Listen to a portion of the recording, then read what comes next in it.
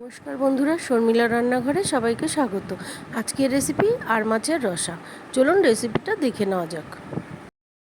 প্রথমে মাছে নুন ও হলুদ মাখিয়ে নেব। সেই জন্য হাফ চামচ লবণ ও 1 চামচ হলুদের গুঁড়ো দিয়ে ভালো করে মাছের গায়ে মাখিয়ে নেব।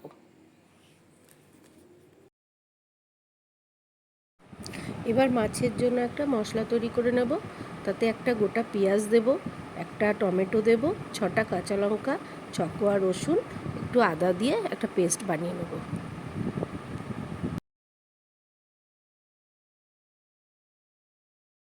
কড়াই গরম হয়ে গেছে, এতে 4 চামচ তেল দিয়ে দিচ্ছি মাছ ভাজার জন্য। এবার একে একে মাছগুলো দিয়ে দেব।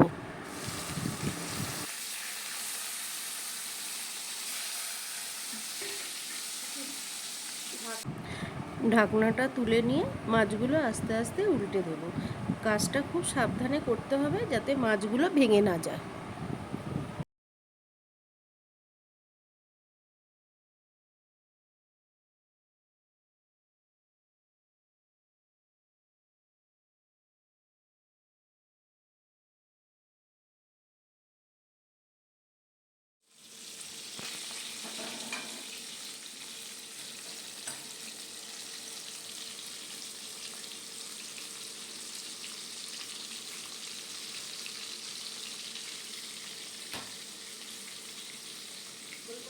মাছগুলো নামিয়ে নেব।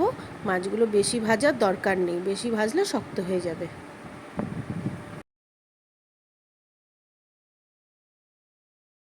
ওই তেলের মধ্যে 2টো এলাচ, 1 টুকরো দারচিনি, 2টো তেজপাতা ফোড়ন দিয়ে দেবো। ফোড়ন থেকে সুন্দর একটা গন্ধ বেরোলে আগের থেকে করে রাখা পেস্টটা দিয়ে দেবো।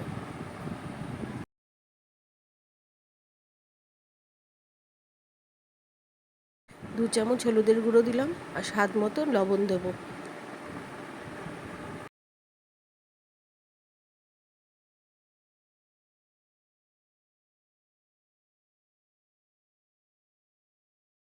সামান্য জল দিয়ে ভালো করে কষিয়ে নেব।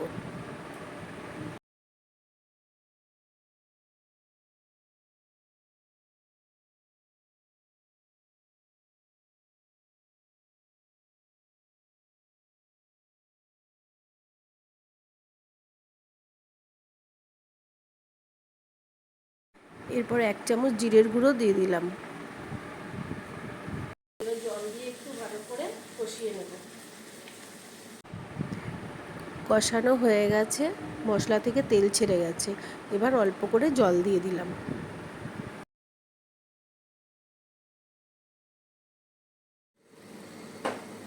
ঝোলটা ফুটে গেছে, এবার মাছগুলো দিয়ে দেবো।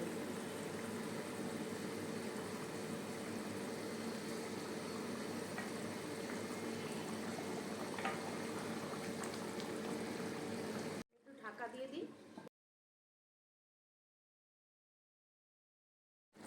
আমি একটু চিনি দিলাম, এটা অপশনাল, যদি আপনাদের ভালো লাগে আপনারা দেবেন। তো মাখা মাখা হয়ে গেছে, এবার নামিয়ে নেব। আমার রেসিপিটা একদম কমপ্লিট।